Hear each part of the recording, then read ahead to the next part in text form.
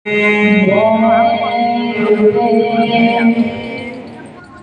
महाराज के चरणों में मेरा कोटि कोटि बंदन अभिनंदन सादर। जय गुरुदेव, जय गुरुदेव। सभी सत्संगी भाइयों और बहनों, सभी को मेरा प्यार भरा सादर जय गुरुदेव। जय गुरुदेव।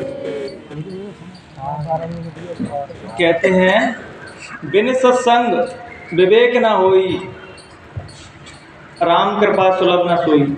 जब परमात्मा की मौज होती है तभी कहीं सत्संग होता है। और जो परमात्मा को चाहने वाले होते हैं, प्रभु को चाहने वाले होते हैं, वो ही इस दरबार में आते हैं।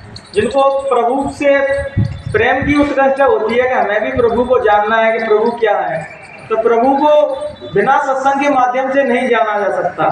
प्रभु भी कहते हैं जब मुझे जानना है तो आप संतों के चरणों में बैठिए, सत्संगों में जाइए। जब तुम मेरी महिमा सुनोगे तो तुम्हारे भी अंदर भी मुझे पाने के अंदर एक लालसा जगेगी कि मैं भी पालूं। जैसे अपन संसारी व्यक्ति के पास रहे, किसी कामी व्यक्ति के पास रहते हैं तो अपने भी अंदर काम जागता है कि मुझे भी काम वासना पूर्ति करनी है। और किसी सत्संगी के पास रहते हैं, किसी भक्त के पास रहते हैं तो हम पर वैसा ही रंग चढ़ता है। तभी तो कहा कि जैसी संगत वैसी ही रंगत। हम जिस भी व्यक्तियों के साथ रहेंगे वैसा हम पर रंग चढ़ेगा। संसारियों का संग चढ़ेंगे तो संसारियों का रंग चढ़ेगा, और कोई साधु महात्मा के संग रहेंगे तो फिर इनका रंग चढ़ेगा। तो हमें किसका रंग चढ़ाना है बहनों भाइयों? साधु संत। साधु संत भी कैसे कि जो दाढ़ी बार रख ली साधु संत नहीं है, उनके गुण भी देखो, उनके अंदर साधु वाले गुण है या नहीं, उनके अंदर प्रेम है या नहीं। जैसे गुरु महाराज कहते हैं बच्चा जितना प्रेम हम तुम सब करते हैं जितना तुमसे कोई नहीं कर सकता।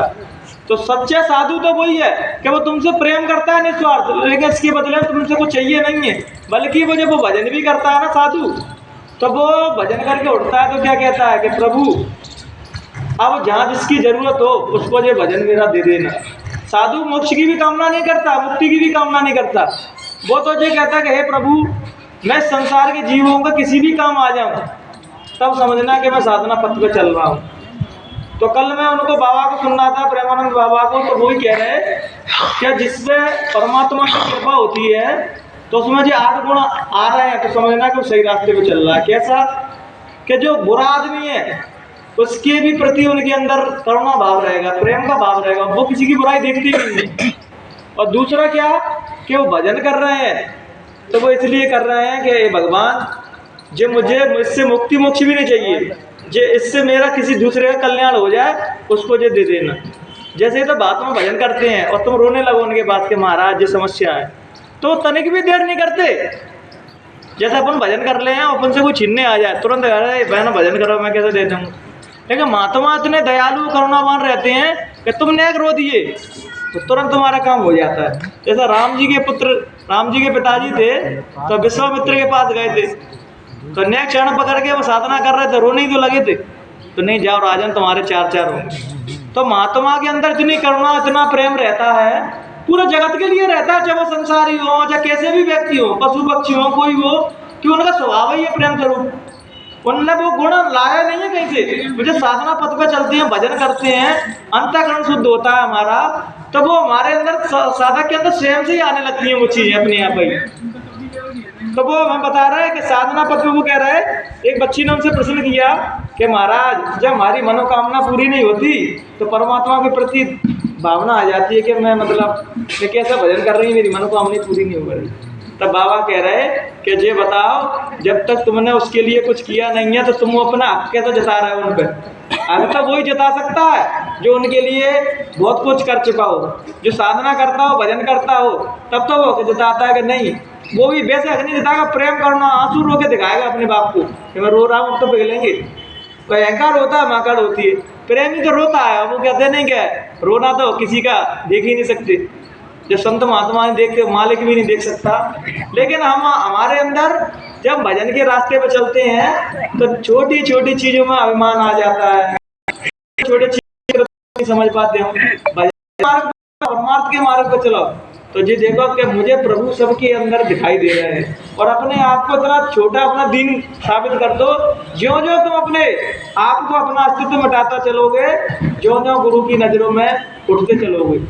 तो कहते नहीं है ढूंढता ढूंढता वो स्वयं खो गया, ढूंढता ढूंढता वो स्वयं खो गया, वो जिसे ढूंढता था अब स्वयं हो गया। परमात्मा तुम जब उसकी साधना में निकलते हो तो वो कहीं तो मिलेगा तो ही कि दूसरा व्यक्ति नहीं है, वो तुम्हारे अंदर ही प्रकट होता है वो। तभी तो अपने ऋषि मुनि भी कहते हैं अहम ब्रह्मास्मि, मतलब मैं ही ब्रह्म हूँ। तो वहाँ किसी भी प्रकार का अभिमान नहीं बचा, तब वो कह रहे हैं। जैसे कोई संसारी व्यक्ति कह लगे मैं ब्रह्म हूँ, तो वो क्या बोल रहा अभिमान होता है, लोग मेरा मान सम्मान कर लगे, 5 छील लगे। माँ तो उसकी ना तो 5 छीलवाने की उत्कंठा रह जाती है उसको, ना मान सम्मान किसी चीज की भावना ही नहीं रह जाती कि चाह मिटी चिंता मिटी मनवा बेपरवाह। और जिसको कुछ नहीं चाहिए वही सहनसा, जिससे पता है सदगुरु क्या कहते हैं कि बताओ तुम्हें क्या चाहिए। जो कुछ डिमांड नहीं करता ना उनसे जो खुद कहते हैं अब तुम बताओ तुम्हें क्या चाहिए।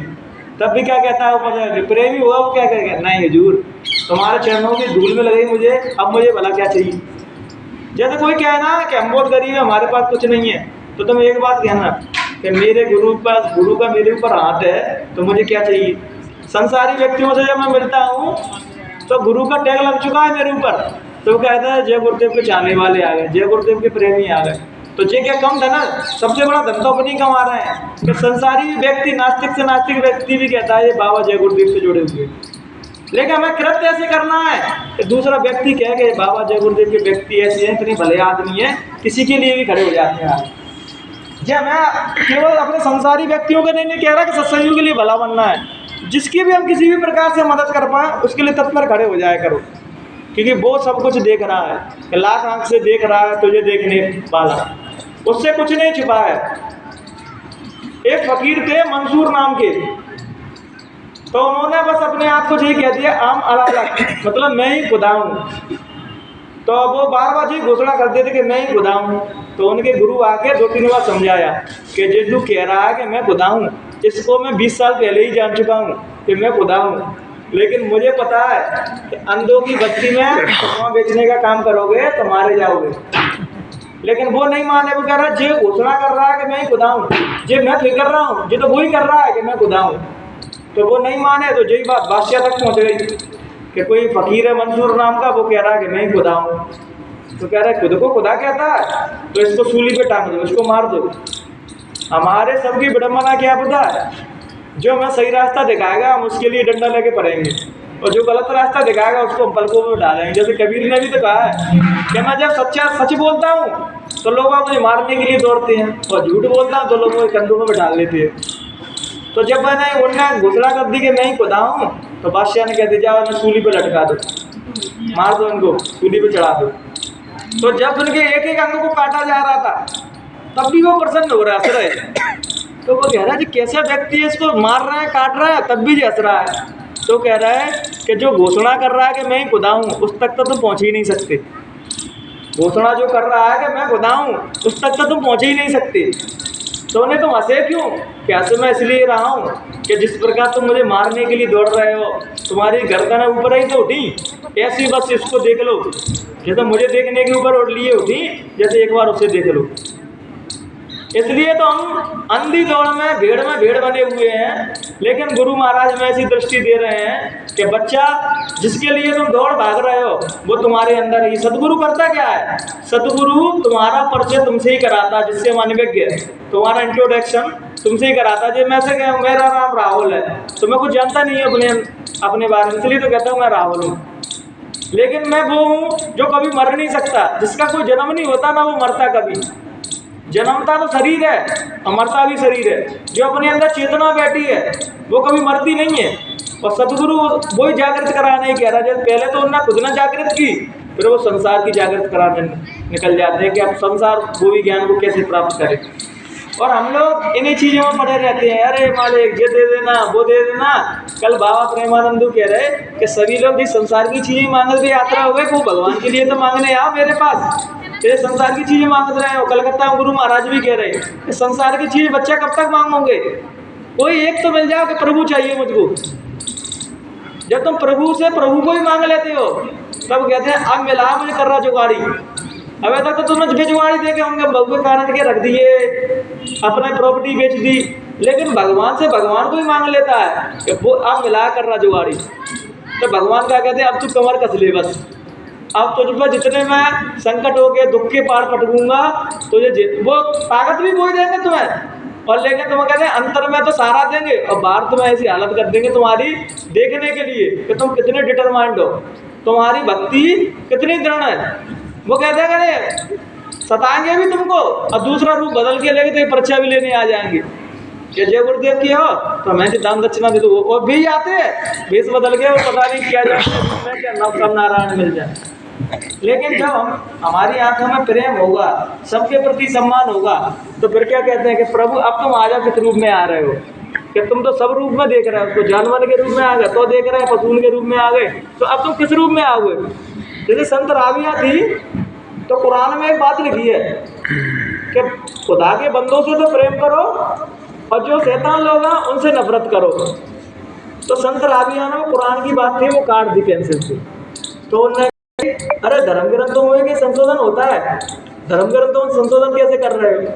तो वो कह रहा है कि महाराज मेरे प्रति कौ के प्रति घृणा की भावना हो तब तो मैं वो रखूँ, मेरे अंदर घृणा है ही नहीं है तो मैं किससे घृणा करूँ।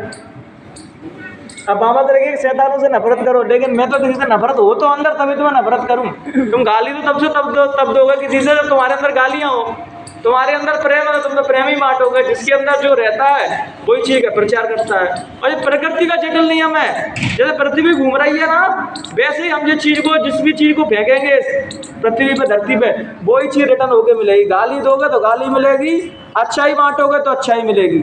60 साल तक गुरु महाराज ने दीन बन के छोटा बन के तुम लोगों के सामने कहते बस एक रिश्ता जोड़ लो मुझसे, गुरु का नहीं जोड़ पा रहे, इनका सामने आ रहा है फिर सीने में, तो मत जोड़ो गुरु का, बेटे का मान लो, भाई का मान लो, कोई भी रिश्ता तो एक जोड़ लो।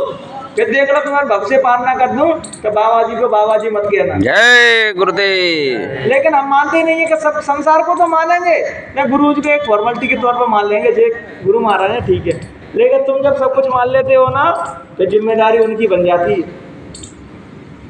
मैं तो अपने ही क्या हूँ क्या मैंने गुरु महाराज से स्नेह जोड़ा, प्रेम किया, तो मुझे खुद नहीं पता, मुझे अंतर में ही आवाज़ ऐसी आती है कि तू जो मत समझना कि तू प्रेम कर रहा है, हम भी तुझसे बहुत प्रेम करते हैं कि मुझे गम जुड़ा देख कर ये बोले हमारा है तू बेसहारा नहीं है। जब तुमकी आसक्त हो जाते हो तुम जय गुरुदेव। बेसहारा कहाँ से बचे, बेसहारा जब तक ही हो जब तक तुम संसार के लिए भटक रहे हो। एक बार अपने गुरु के चरण पकड़ लिए, गुरु को रजा लिया तुमने, अपने गुरु का दिल जीत लिया, फिर तो गुरु महाराज कहते हैं अब संसार में तेरा कोई मुकाबला ही नहीं कर पाएगा। उन्होंने अपने गुरु का दिल जीता तभी तो संसार में उनके कोई आगे पीछे भी नहीं आ पाया। पर हम लोग अपने गुरु का दिल जीतते नहीं है, खुद गुरु बन के बैठ जाते हैं। जब तक तुम बच्चा बन जाओगे ना कि मैं तो उनका बच्चा हूँ, मैं तो दास हूँ उनका, जैसे कहते कबीर दास, रामदास, सभी लोग भगवान के जब दास बन गए नौकर, तो भगवान कहता है अब तो नौकर नहीं है। वो भाव अंतर में लगाता है कि मैं तो नौकर हूँ, लेकिन कहता है अब तू मालिक है, ये नौकर नहीं है। लेकिन साधक को मालिक अपना नौकरी बन के चलना है बस। फिर तुम जो भी काम करोगे इसके आदेश पे तुम्हें कहीं हार नहीं होगी, क्योंकि गुरु महाराज तुम्हारा जा कहते हैं यहाँ सच है वहीं गुरु महाराज है। बहुत से लोग कहते हैं अरे मथुरा आश्रम में कोई कह रहा है, ग्वालियर आश्रम में कोई कहेंगे, मैं तो कहता हूँ जिसके हृदय में गुरु का प्रेम है वहीं गुरु बात करती है। एक बार भगवान जी के अंदर एक प्रश्न उठा, तो भगवान जी अपने छिपने के लिए जगह ढूंढ रहे हैं कि मैं कहाँ छिपूँ। संसारी लोग सब जगह पहुँच जाते हैं, तो किसी ने कहा वैकुंठ लोक में छिप जाओ, किसी ने कहा कहीं छिप जाओ, किसी ने कहा, सब देवताओं ने तरह तरह के सलाह मशवरा दिए।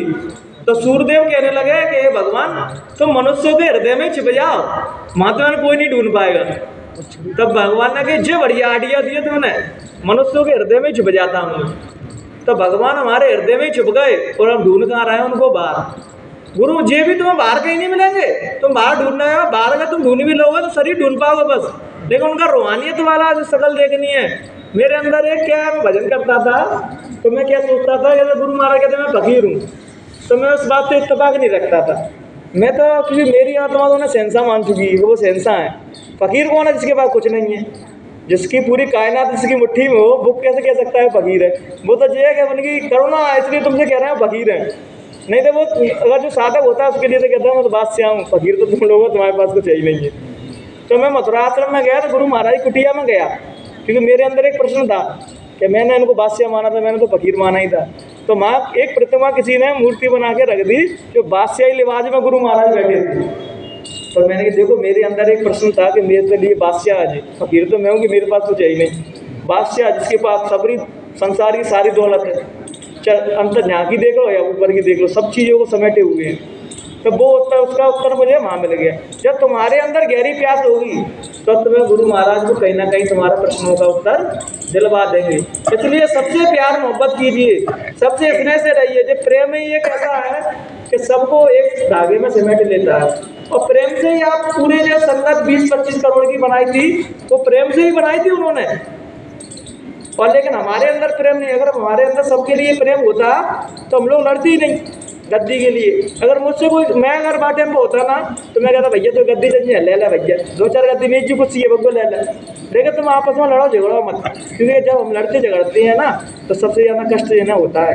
कि मैंने जो अपनी फुलवारी अपने प्रेम से, अपने खून पसीने से सींची थी, लेकिन मेरे बच्चे आज राम और कृष्ण कहीं होंगे अल्लाह वगैरह, तो सबसे ज़्यादा वो अपने अपन लोगों पर हताश होते होंगे कि हमने अपने बच्चों को प्रेम का पाठ पढ़ाया। सभी देवी देवता, किसी की आप पूजा अर्चना कर रहे हो, आपको कोई गलत रास्ता दिखाता है, आपसे कहता है चोरी बढ़िया ही गलत काम करो, किसी के साथ छल प्रपंच करो, चलो है ना भूल जाओ। बहुत से लोग इन्हें नहीं मार पाते, देवी देवताओं को मानते हैं, तो क्या कोई देवी देवता कहता है कि हम गलत काम करें? लेकिन फिर भी हम करते हैं और नाम दे देते हैं कि वो देवी ने कही। बकरा चढ़ा रहा है, माँ चढ़ा रहा है, वो देवी प्रसन्न हो रही है। जो तुम खुद बताओ, वो तो जगत जननी है, वो तो सबकी माँ है, तो वे पशु भी तो उनके बच्चे हैं, उन्हें क्यों मार काट के चढ़ा रहे हो? जो तुम्हारी मन की भावना है कि उससे प्रसन्न होगी, वो तो प्रसन्न, तुम्हारा प्रेम, तुम्हारी सच्ची लगन, मानवता के काम करो तो भगवान तुम्हारे अंग संग रहता है। बस इन्हीं विचारों के साथ हम अपनी वाणी को यहीं विराम देंगे। अगर कहने सुनने में मुझसे किसी भी प्रकार की त्रुटि रह गई हो तो मैं कोई ज्ञानी या बड़ा वक्ता नहीं हूँ, वो तो इन समझदार व्यक्तियों के सामने बैठा हूँ तो इनसे कुछ सीख लेता हूँ, तो वही बात मैं दोहरा देता हूँ।